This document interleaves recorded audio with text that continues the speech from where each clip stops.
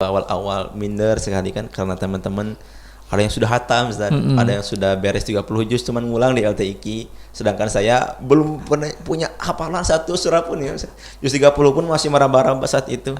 Tapi karena punya tekad yang kuat, ada dorongan dari orang tua, punya motivasi besar, nanti suatu saat di masa depan saya akan membuka pondok tahfidz di Subang paling besar katanya. Masya Allah, amin. Makanya amin. Makanya pas saat itu, pas malas-malasnya itu, semalas-malasnya tidak pernah jauh dari Quran saat itu tuh. Semalas-malasnya itu ya terus bersama Al-Quran, dipegang erat Al-Qurannya walaupun malas gitu. Jadi pas orang lain mau kalau malas teh kemana, saya mah kalau malas tidur jadi masjid.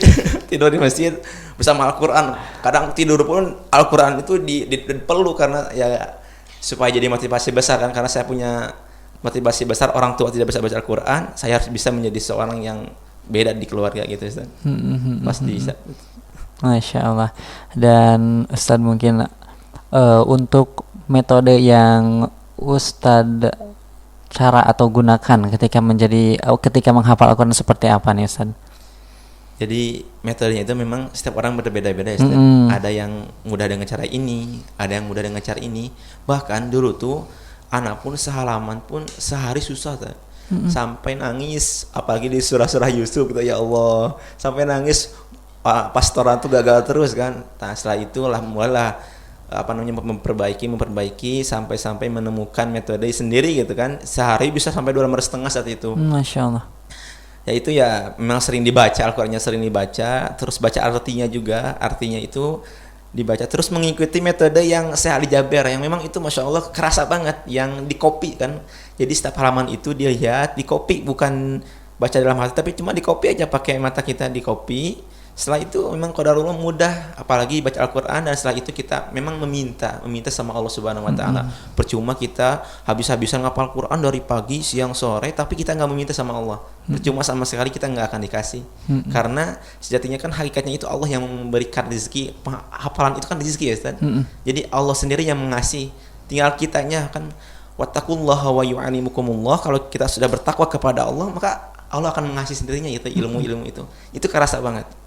Saat itu diperbaikilah sholatnya, diperbaikilah saumnya, bahkan sampai saum Daud pun dilaksanakan pas saat menghafal tuh. Masya Allah. Ya, sampai badan tuh kurus banget pas ke rumah tuh. Ini anak siapa kata ibu kan? Saking kurus, udah mau kurus itu. Masya Allah. Tapi di sana menemukan ketenangan dalam diri itu. Semenjak memang kita mulai memperbaiki diri, membersamai Al-Quran. Dan mungkin Ustadz, dibalik semua perjalanan proses Ustadz yang notabene tidak ada penghafal Quran gitu dari keluarga pun, ketika alhamdulillah masuk ke pondok pesantren dan bisa menghafal Al-Quran dan sekarang menjadi seorang hafiz Quran gitu, hikmah yang diambil dari perjalanan itu apa nih Ustadz mungkin? Masya Allah, hikmahnya itu memang luar biasa, banyak sekali hikmah yang didapatkan. Pertama, derajat orang tua itu di masyarakat itu tinggi ya. Maksudnya itu gimana ya, derajat memang kan janji Allah itu kan akan meninggikan derajat penghafal Quran ya. Memang kerasa banget di keluarga itu, di kampung itu, keluarga itu sekarang menjadi orang terpandang lah. Maksudnya enggak kayak dulu kan, tadi cemooh, dicaci, dimaki. Sekarang enggak, orang-orang tuh segan gitu sama kita tuh. Terus kemudahan rezeki itu kayak berkah gitu di keluarga tuh, walaupun enggak ada rezekinya, tiba-tiba ada yang ngasih uang, ada yang apa ke keluarga tuh, ada yang ngasih bahan pokok. Karena memang keluarga itu bukan dari keluarga yang ada ya, masih kekurangan gitu. Tapi alhamdulillah, mungkin berkahnya menghafal Quran itu, hikmahnya itu memang banyak sekali, rezeki datang dari arah yang tidak diduga-duga gitu. Kadang ada yang ngasih, tiba-tiba ngasih uang 1 juta untuk buat keluarga, itu tanpa orang nggak dikenal. Maksudnya tuh sahabat ibu yang dulu gitu. Sahabat ibu yang dulu itu gitu sampai, ya Allah, luar biasa. Terus kemarin pas di kampung itu merasakan gimana ya, pas Idul Fitri itu dulu, ibu tuh kan dari dulu pengen cita-cita anaknya itu jadi imam di pas Idul Fitri. Nah, kebetulan saat itu ibu tuh masih ada, tapi qadarullah pas kemarin Covid ya, mas lagi Covid yang ganas-ganasnya, ibu wafat di sana. Oh, innalillahi wa inna ilaihi raji'un. Memang apa namanya tuh, ibu itu nggak terbalaskan jasanya. Sampai saking sayangnya sama bungsunya, sampai mau meninggal pun sambil meluk anak, nggak melepaskan pelukannya di anak. Asep kesini itu ibu tuh sadar, tapi anak talqin, anak talkin, anak bimbing, ibu tuh sadar sebelum meninggal tuh pas COVID lagi ganas-ganasnya tuh. Nah, hikmahnya itu anak tuh diberikan ketenangan pas ngebimbing ibu pas di saat sakaratul maut. Mungkin itu karena Al-Qur'annya itu ya, karena memang keberkahan Al-Qur'an, ibu diberikan kesadaran pas COVID itu orang wah lagi ganas-ganasnya di Subang banyak yang meninggal, baru masuk rumah sakit udah meninggal, ibu itu di rumah sakit tiba-tiba jam berapa sekarang, jam 6:30 Bu pagi, itu masih sadar jam 7:30. Jam berapa sekarang, jam 7:30 Bu, jam berapa sekarang, jam 8. Pas jam 8:15 ibu itu kayak memang udah mau pergi gitu kan. Tiba-tiba meluk sini, ibu peluk, terus Asep talkin. Ya qadarullah memang waktunya sampai sana. Nah, hikmahnya itu memang setelah bersama Al-Qur'an tuh anak tuh diberikan ketenangan gitu pas di saat waktu genting-genting seperti itu. Kadang kan kalau kita orang yang mungkin belum kenal Al-Qur'an atau orang umum gitu kan, bisa jadi kan panik kan di saat ibu lagi sakaratul maut, orang-orang lagi banyak yang menjerit, banyak yang meninggal, tiba-tiba meninggal. Tapi saat itu ya Allah, kalau memang ini udah waktunya ibu meninggal, Asep ikhlas ya Allah, terimalah ibu, terimalah semua amal ibadah ibu. Di sana memang hikmah Al-Qur'an itu seperti itu, diberikan ketenangan, diberikan. Terus Asep sekarang tuh kalau dulu mah ya kadang mandang orang tuh kayak gimana gitu ya, merasa gimana gitu dulu mah, si itu mah gini, si itu mah gitu. Tapi sekarang mah setelah sadar bahwasanya Allah itu Maha Pengasih lagi Maha Penyayang kan, di dalam Al-Qur'an, dalam basmalahnya pun bahkan di dalam basmalah itu disebutkan Allah itu saking sayangnya, Ar-Rahman itu untuk semua makhluknya, bahkan orang non muslim pun Allah sayang. Tapi ada Ar-Rahimi di sini dikhususkan untuk orang muslim. Ya, setelah itu hikmahnya itu memang sekarang tuh ya walaupun satu ayat diamalkan basmalah ya, Bismillahirrahmanirrahim. Jadi memandang orang tuh sekarang kayak ini makhluk Allah sih. Sayangi dia, cintai dia karena Allah. Ya. Gitu kalau memandang teman, kadang memandang santri pun sekarang kayak santai aja gitu ya Allah, tenang gitu ya. Mungkin ini keberkahan Al-Qur'an sendiri. Masya Allah. Dan ini diceritakan bahwa memang banyak sekali perubahan insya Allah yang diberikan Al-Quran, khususnya mungkin yang banyak dicari orang itu Ustaz, ketenangan hati itu mungkin karena memang kadang-kadang kita disibukkan dengan dunia, gemerlapnya dunia, tapi kadang dengan merasa was-was, hati tidak tenang, itu tidak menjadi apa-apa gitu. Masya Allah, dengan Al-Quran ini ketika kita hati sudah tenang, bahkan ketika ibu wafat pun Masya Allah, Ustaz masih diberikan ketenangan dan ketabahan itu, Masya Allah, dari hikmah dari Al-Quran ini. Dan Ustaz mungkin beri sedikit mungkin tips atau mungkin sahabat El-Shifa di luar sana yang ingin menjadi penghafal Quran tuh bagaimana nih motivasinya Ustaz? Untuk sahabat-sahabat El-Shifa di luaran sana ya, jadi ada sedikit motivasi lah dari Ana sedikit, bahwasanya memang sekarang zaman itu udah memang di akhir zaman kita ya, di penghujung zaman. Nah, Al-Quran itu dari awal sampai sekarang tidak pernah berubah ya, tetap mutawatir dari dulu sampai sekarang, tidak berubah satu huruf pun. Dan Ana mengajak ke semua teman-teman, ayo sama-sama kita kembali lagi kepada Al-Quran, karena sejatinya Al-Quran lah yang nantinya akan menjadi penolong kita. Dan kita itu kalau sudah bersama Al-Quran, jalan hidup kita itu kalau kayak ada yang nuntun gitu. Kayak Allah itu kayak ayo sini, ayo sini. Kita tuh nggak menjadi orang yang was-was, orang yang ragu-ragu, karena Allah itu kalau kita sudah mendekatkan diri kepada Allah, maka Allah pun akan mendekati kita gitu Ustaz. Jadi motivasi untuk semuanya, ayo kita umat muslim itu punya pegangan yang kuat banget, punya Al-Quran. Kenapa kita harus mencari yang lain? Ada Al-Quran di sini, di situ ada obatnya. Al-Quran itu syifa ya, obat. Al-Quran itu sumber macam ilmu ada di Al-Quran. Ya, jadi teman-teman yang mau kuliah, yang mau apa, ayo sama-sama walaupun jadi tetap kuliah, tetap membersamai Al-Quran. Mau jadi dokter, mau menjadi apa, tetap Al-Quran jangan ditinggalkan.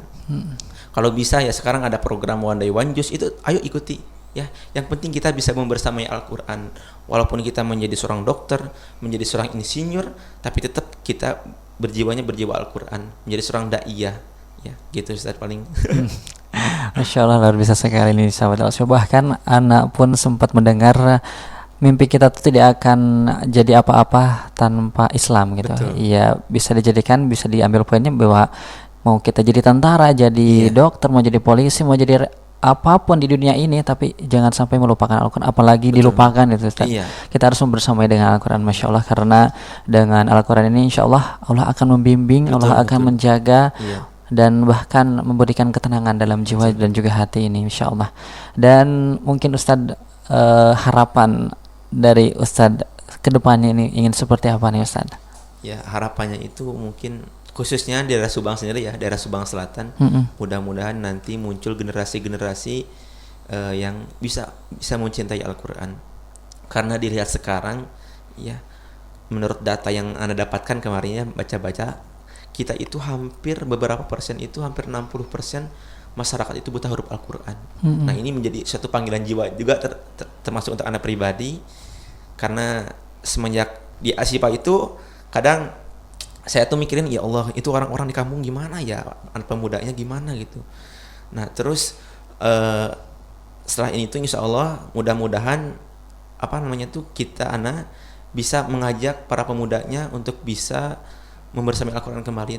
Tentunya nanti dengan tidak sendiri, karena sendiri itu susah ya. Nanti ngajak teman-teman, kita akan berdakwah Al-Quran insya Allah di Subang Selatan. Dan mudah-mudahan pemuda di Subang Selatan itu, khususnya di Subang Selatan ya, sebelum kita ke ranah yang lebih luas, di Subang Selatan nanti kita bisa sama-sama berdakwah ke pemuda-pemudanya, mendakwahkan Al-Quran itu sendiri, Ustaz.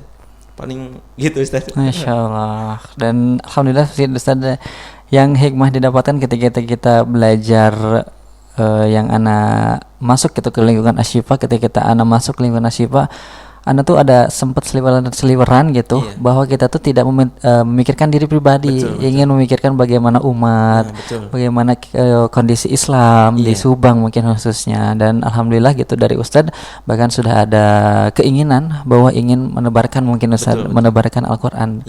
Insya Allah mudah-mudahan bisa tercapai. Dan satu poin closing statement kita Ustadz, mungkin yang ingin disampaikan apabila Ibu masih ada apa yang ingin disampaikan, dan kedua orang tua nih Ustadz seperti apa? Mungkin kalau Ibu masih ada ya, jadi Ibu Asep tuh sekarang insya Allah sudah tenang, sudah bisa merasakan kenikmatan membersamai Al-Quran. Mudah-mudahan Ibu seneng gitu, bahagia ya, kalau memang jadi bingung Ustaz kalau masa Ibu ya, jadi memang luar biasa Ibu itu. Mudah-mudahan ya Ibu yang sudah di sana diterima amal ibadahnya juga ya. Kalau Ibu masih ada, mungkin yang akan Asep sampaikan, Ibu terima kasih yang sebesar-besarnya Ibu telah mendidik Asep dari yang dulu mungkin dikejar-kejar ngaji pun sama bapak sama ibu ya, karena tidak mau anaknya seperti orang tua gitu, dikejar-kejar. Terima kasih Asep sudah dididik dari kecil, dan mudah-mudahan Asep bisa membalas, bisa berbakti seumur hidupnya kepada ibu dan bapak semuanya. Gitu paling Ustaz. Masya Allah. Bingung masalah ibu, ya Allah. Alhamdulillah Ustaz. Alhamdulillah, itulah pembahasan kita mengenai bagaimana perjalanan Ustaz Asep ini yang begitu luar biasa, yang notabene bukan seorang penghafal Quran, bahkan bukan seorang santri pondok pesantren pun. Beliau berjuang dari nol menghafal Al-Quran, mulai dari rasa ingin kabur, rasa ingin pulang, menangis, tapi itu tetap dijalani insya Allah. Dan Alhamdulillah sekarang beliau menjadi seorang penghafal Al-Quran. Itulah dia sahabat Al-Syifa. Nampaknya kita sudah berada di penghujung perjumpaan. Terima kasih Ustaz Asep atas inspirasi dan juga motivasinya yang dibagikan kepada kita di hari ini. Semoga semua pembahasan ini bisa bermanfaat dan juga memotivasi sahabat Al-Syifa di luar sana untuk menjadi pribadi yang lebih baik lagi. Khususnya mungkin untuk sahabat Al-Syifa bisa menjadi seorang penghafal Al-Quran. Kita tutup dengan doa kafaratul majelis. Subhanakallahumma bihamdika asyhadu an la ilaha illa anta astaghfiruka wa atubu ilaik. Saya Hanan Maulana dan Ustaz Asep pamit undur diri. Al-Syifa Radio Selalu Menginspirasi. Wassalamualaikum warahmatullahi wabarakatuh.